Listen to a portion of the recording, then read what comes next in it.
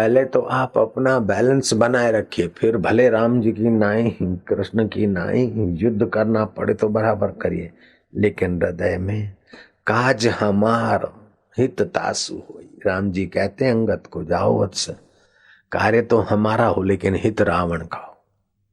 राम जी का दिल कैसा है, काज हमार हित तासु होई। हमारा तो ये कार्य हो जाए लेकिन हित उसका हो। तो आप जिसको समझाते, सुधारते, डांटते, आप उसका हित करते कि डांट कर उसका अहित कर रहे हैं, ये जरा ध्यान रखना। काज हमार हित तासु हो, ये रामचंद्र जी का स्वभाव। तो बड़ों से मैत्री, छोटों से करुणा भरा हृदय। राम जी जानते हैं कि रावण बेचारा छोटी दुनिया में जीता है, देख कर, सूंघ कर, भोग कर सुखी होना चाहता है। ये बहुत छोटा आदमी है, जिससे देखा जाता है, सूंघा जाता है, भोगा जाता है, उस आत्म सुख में रावण की गति नहीं है।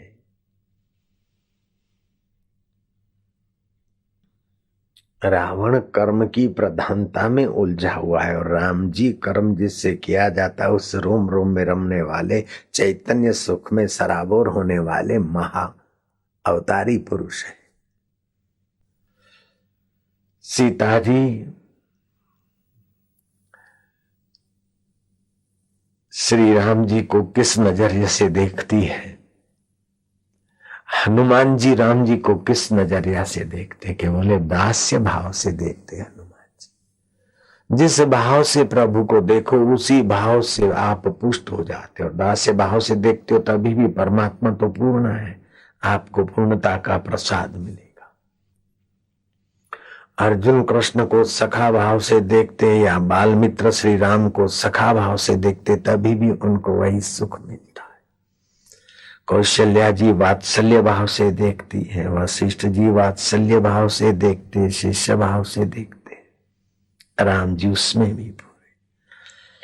भगवान तो पूर्ण है, आपका चित्त जिस भाव से उसका चिंतन करता है बस वो भगवान तो भगवान है। एक बार सीता जी ने राम जी को कहा, मुझे अयोध्या की बाजार घूमना है। जय राम जी बोलना पड़ेगा। राम जी मंद मंद मुस्कुराए, तनिक शांत हुए अपने राम स्वभाव में। आप भी राम जी की नाई तनिक अपने राम स्वभाव में शांत हुई।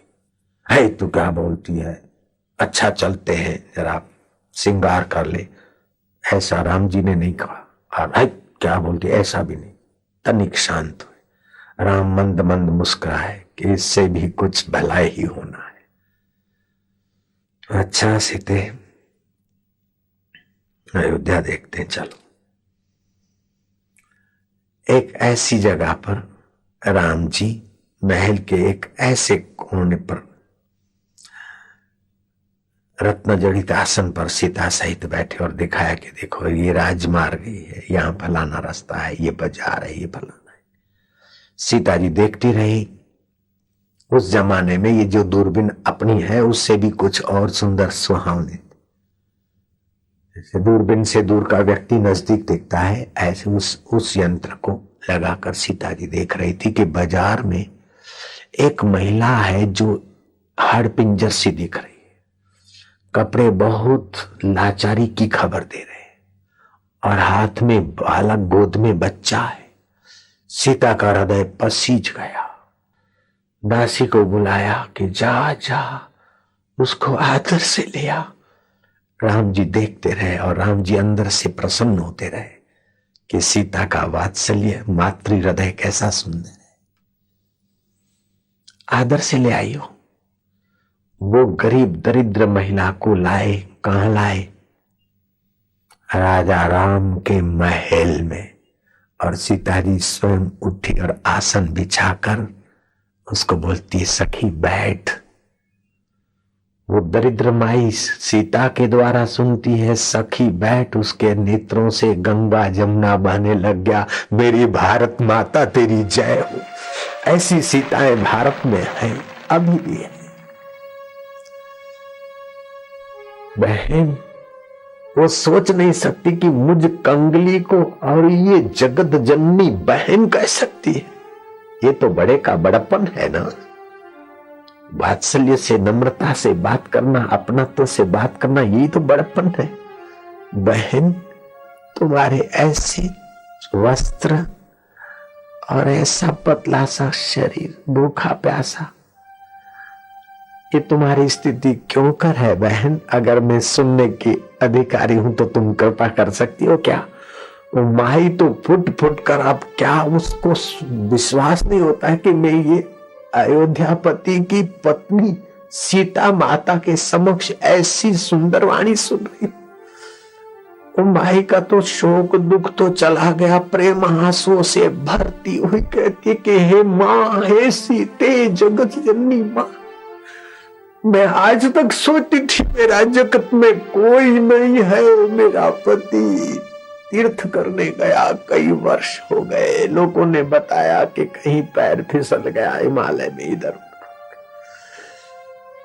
आ गई मेरे माँ के पाप के घर, माँ बाप बूढ़े हुए भी चल बसे, अब धरती पर मेरा कोई नहीं, ऐसा मैं अपने को कोसती रहती थी और दुख के दिन गुजारती थी। माँ, मेरा कोई नहीं, ऐसा मैं सोचती थी। इस बालक का पेट भरने के लिए, अपने पापी पेट को भरने के लिए कहीं सकुचा सकुचा के जरा सा मांग लेती थी। माँ कहीं पड़ी रहती थी माँ, और तुम मुझे कहती हो सखी, और तुम्हारे दुख का कारण अगर मैं सुनने के योग्य हूं तो सुनाने की कृपा करो। हे सीते माँ, सीते सीते सीते, ये मेरी सखी, ये मेरी सखी सीते।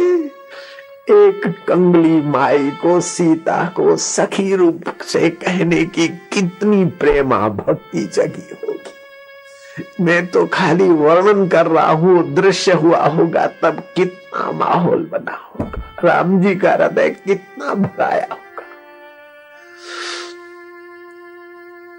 सीता का हृदय भर गया, राम जी की तरफ देखा, राम जी की आंखें भी छलक आई करुणा से। सीता जी ने मूक संकेत पा लिया, अपने सारे अलंकार सीता जी उसको पहना रही और अपने सुशोभित वस्त्र उसको पहरा दिए और उसको कहा कि बहन, भाई है कौन कह रही बहन? जगत जननी सीता जी उस कंगली ब्राह्मणी को कह रही कि बहन, लखन भैया को कहना कि सीता की आज्ञा है, 1 लाख स्वर्ण मुद्रा तेरी सेवा में लगा दे, तू जहां लेना चाहे, रहना चाहे, मकान आदि, और पैसा तेरी व्यवस्था। 1 लाख सोने की मोहरें मिल गई और जीवन यापन करने वाली उस ब्राह्मणी को संतुष्ट करके सीता जी रुकी नहीं। सीता जी ने राम जी का संकेत पाया और आदेश जारी कर दिया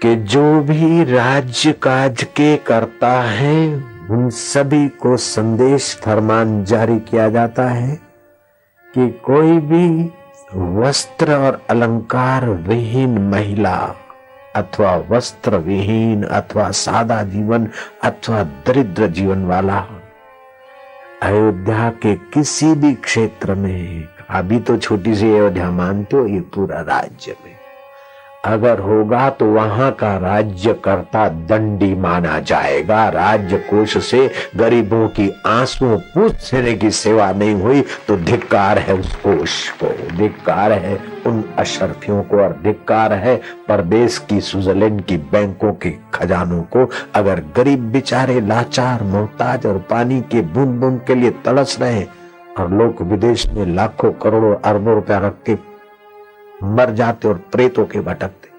मैं स्विट्जरलैंड में गया, मुझे लोगों ने कहा कि बापूजी ये $5 मिलियन का मकान है। 5 मिलियन मतलब 25 करोड़, आज के जमाने में 24 करोड़। मैं क्या किसका है? बोले बापूजी एक नेता का है, गरीब देश के नेता का है। मुझे लगा कि हाय रे नेता, 25-25, 20-20 करोड़ का मकान रखा है हवा खाने को, तो तू हवा खा भी सकेगा कि क्या करेगा? मैंने अपनी आंखों से वो मकान देखा स्विट्जरलैंड में, जब प्रवचन कार्यक्रम था तब।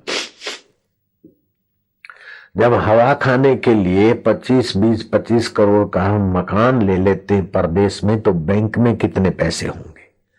और वे हवा खाएंगे, रोटी खा सकेंगे कि प्रेत होके भटकेंगे, वो तो अल्लाह जाने। लेकिन अभी तो प्रजा का शोषण होता है, खून पीता। अरे गाफिल न समझा था, मिला था तन रतन तुझको, मिलाया खाक में तूने, ऐ सजन क्या कहूं तुझको। संग्रह संग्रह संग्रह कब तक।